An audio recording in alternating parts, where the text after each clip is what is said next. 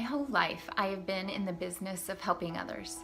I graduated from high school and went straight into nursing. I never doubted that I was in the right place. It fed my soul to take care of people. I loved my patients, and shortly into my nursing career, I started moving up and becoming a manager and a director, and I found that I loved working with my staff as much, if not more, than my patients sometimes. I love watching people grow. I have learned with time how to help people tap into who they are and figure out ways to achieve benchmarks and to set goals. I understand, and so many nurses do, that when you can really tap into your patient's driving force, you can really get behind the processes that they'll need to use to take them to another level. It was about a year or two ago when I started getting nudges that there was something more for me, and I knew that I needed to listen. I had no idea what it was I was going to be doing, but I did know where to find it, and so I turned to God. And so I started praying on it, and I started infusing myself into the Word. I started looking for doors that opened, testing them, and going through them. I am now a life coach. I have a business called Fulfill Your Legacy, and that is the premise behind all the work that I do. I believe that Jesus left a legacy behind for each and every one of us.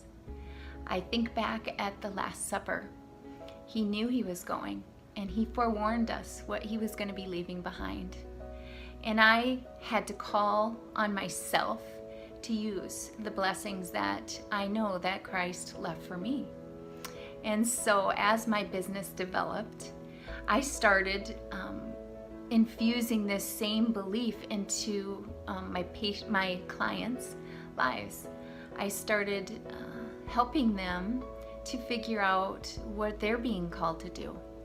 And as they're tapping into places that they have maybe avoided, or hurdles that they thought they could never overcome, or maybe they had goals and dreams that they didn't dare tell anyone, and yet we're breaking through these obstacles and we're overcoming them, and we're setting up goals and plans for things that are really going to bring them to a place where they are feeling fulfilled.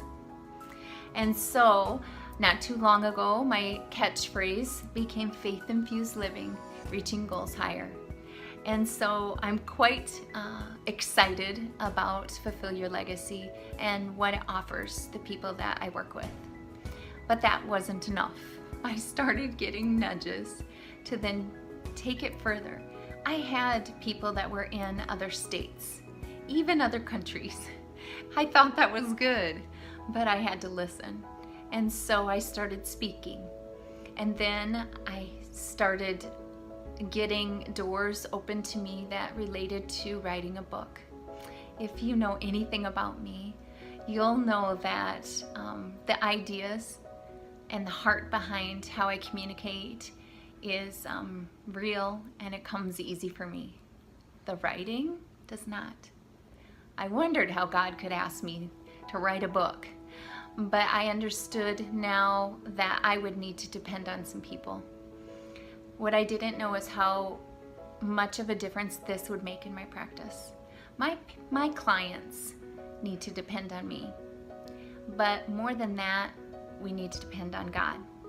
So we can reach goals and we can do things that we maybe didn't think that we could do. But when we tap into something that's in and above this world, we can really accomplish some things that we never thought were possible.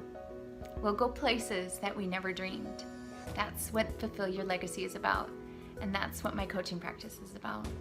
I would love to help anyone who's struggling with any sort of setback, any sort of obstacle, has a hope or desire, has nudges that they know something more is out there for them, they know they're supposed to be doing something else. I would love to help them figure that out.